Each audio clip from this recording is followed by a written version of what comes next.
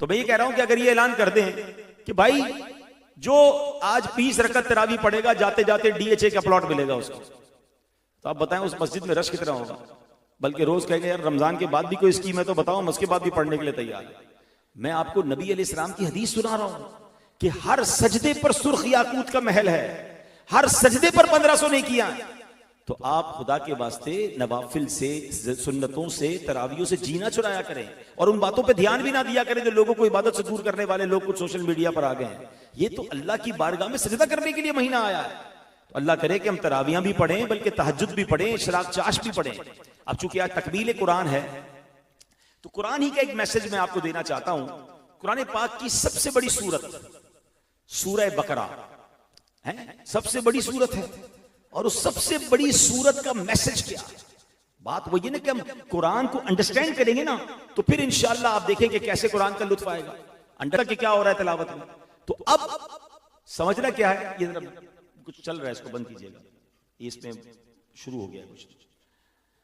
तो मैं यह कर रहा था कि अब सूरह बकरा का मैसेज क्या है। पहले बकरा, अरबी में बकरा कहते हैं गाय को, ठीक है।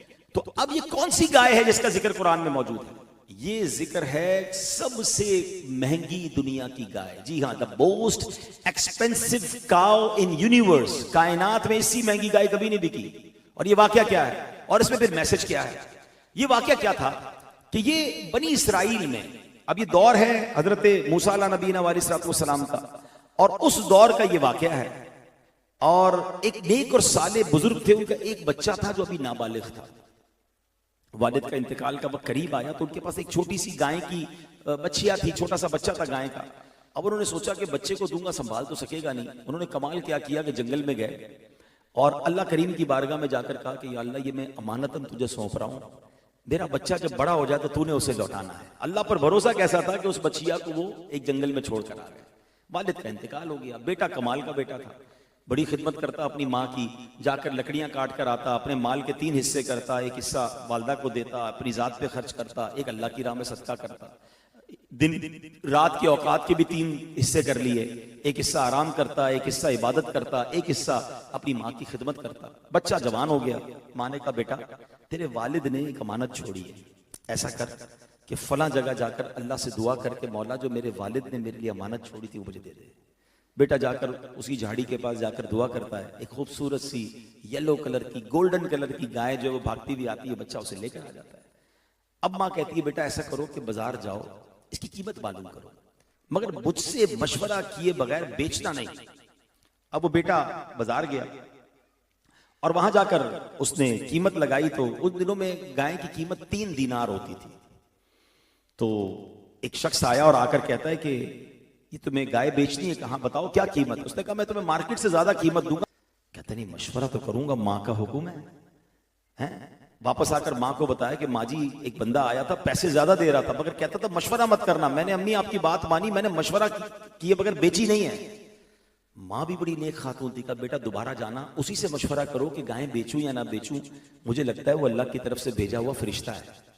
वो बेटा फिर बाजार जाता है, उसी बंदे से फिर मिलता है, कहता है आप बताएं क्या करूं? उसने कहा बेचना नहीं, ये गाय रखो, तुम्हारे पास कुछ लोग आएंगे, जब ये गाय मांगे तो उसकी कीमत ये मांगना कि इस गाय के वजन के मुताबिक इसकी खाल में सोना भरकर दोगे फिर दूंगा। वो नौजवान आके माँ को बताते हैं माँ ऐसा ऐसा कहा है उन्होंने। बड़ी अजीब बात है, इतनी महंगी गाय कौन खरीदेगा? मगर कहते हैं ना जिसे रब नवाजता है ना, तू करीम ही जो ठहरा, तू करम के क्या ठिकाने, तू नवाजने पे आए तो नवाज दे जमाने। आप सबके साथ ऐसा हुआ होगा, कोई ऐसी आइटम, कोई ऐसा प्लॉट, कोई ऐसी चीज जो बिकती नहीं थी, हमें लगता था यार इसकी कीमत ही कोई नहीं है, और कभी अल्लाह मेहरबान होता है तो वो आइटम, वो चीज ऐसे बिकती है, इतने पैसे दे जाती है कि बंदे ही हैरान हो जाते हैं कि ये हुआ क्या। बाज़ औक़ात कोई बड़ी संभाल की चीज रखी होती है कि यार ये बड़े पैसे दे जाएगी, वो नहीं बिकती। तो ये सब चीजें जो है ना सिखा भी रही होती हैं कि वही तो है जो निजाम हस्ती चला रहा है। मेरी आपकी अकल होशियारी का कमाल नहीं है, अल्लाह ने नवाजना हो तो तिनके पे नवाज देता है। अब वो गाय लेकर घर पे आ गया और मशवरा क्या मिला, अभी नहीं बेचना, जब कोई लेने आए तो ये वाली कीमत मांगनी। अब आप गौर करें कि कैसे पॉसिबल है कि कोई सोने के वजन के बदले ये कीमत मांगेगा और एक्सेप्ट भी करेगा। अब साइमल्टेनियसली यानी उसी दौर में एक और वाकया भी चल रहा था, और वो वाकया क्या था कि बनी इसराइल का एक बहुत बड़ा मालदार बिलियनर ऑफ दैट टाइम एक बंदा था जिसका नाम आमील था। उसको उसी के चचा के बेटों ने, कजन्स ने पैसे वैसे के लालच में उसको मार दिया। अब मार भी दिया और वही झूठ मूठ रोना धोना भी शुरू कर दिया कि हमारे भाई को मार दिया किसी ने। अब उसके कातिल की तलाश, कातिल मिले ना। सारे हुक्काम, पुलिस वाले, वहां के दौर के सारे अफसरान ढूंढ रहे हैं, बंदा नहीं मिल रहा। लोग ढूंढते ढूंढते हजरत मूसा के पास पहुंचे। कहा हजरत हमारा बड़ा अहम आदमी था, बड़ा मालदार था, कातिल नहीं मिल रहे उसके। हजरत मूसा ने फरमाया ऐसा करो, एक गाय लो और उसको ज़िबा करो और उसकी जबान या दुम की हड्डी से लाश को मारो। वो जो आमील बंदा जो है, जो मर गया, वो खुद ही खड़ा होकर बता देगा मेरा जो है वो कातिल कौन है। अच्छा, बड़ा सिंपल फॉर्मूला दिया था हजरत मूसा ने। वो जो भी गाय ज़िबा करते काम हो जाना था। वो कहते हजरत बताएं गाय कैसी होगी। अब ये कुरान में पूरा सूरह बकरा में अगर आप असल में वही कुरान समझे ना, इतना दिलचस्प वाकया ये कि अब वो क्वेश्चन करने लगे कि हजरत बताएं गाय कैसी होगी, उसकी उम्र कितनी है, उसका रंग कैसा होगा, वो दिखने में कैसी होगी। वो आप कंप्यूटर पर करते हो नैरो सर्च, वो आप जो सर्च कर रहे हो तो उसमें आप अपने सर्च को नैरो करते जाते कि ये मेरी डिमांड्स हैं, तो जाके वही चीज पे पहुंचाता है। हजरत मूसा बताते गए। अच्छा, अल्लाह बताता गया, अल्लाह की तरफ से कुरान में आता गया। हजरत मूसा बताते गए कि उसका रंग ये होगा, उसकी उम्र ये होगी, वो दिखने में ऐसी होगी, उसमें किसी ने सवारी नहीं की होगी, उस पर किसी से काम नहीं लिया होगा, उसका पीला रंग होगा, व्हाटएवर जो अल्लाह ने फरमाया हजरत मूसा ने बयान के सारा वाकया कुरान में मौजूद। अब उस गाय की तलाश, एग्जैक्टली वही वाली गाय चाहिए। ढूंढते ढूंढते ढूंढते इसी नौजवान के पास पहुंचे। यही एग्जैक्टली काओ, यही गाय इसके पास थी। उन्होंने कहा मैं गाय चाहिए। क्या ऐसे नहीं दूंगा? कितने में दोगे? का सोने का, इसके वजन के मुताबिक सोना चाहिए। अब वो वैसे ही बिलियनर था, उनको पता था ये गाय की वजह से कातिल पकड़े जाएंगे। उन्होंने उतना ही सोना उसे दिया। गाय की वो लेकर गए, ज़िबा की, ये अमल किया।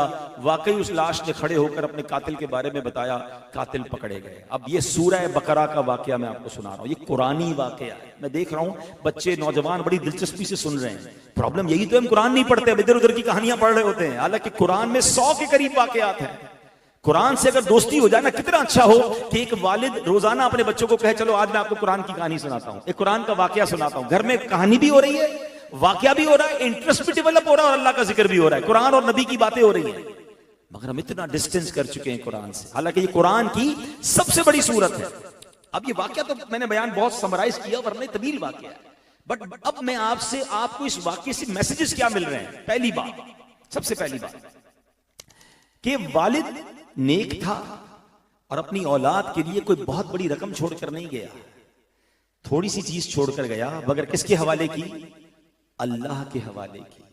तो पहला मैसेज ये है कि जब कोई अमानत अल्लाह के सुपुर्द की जाए ना, अल्लाह के हवाले की जाए, अल्लाह के भरोसे कर दी जाए, फिर अल्लाह उसकी ऐसी हिफाजत फरमाता है कि अकल हैरान हो जाती है।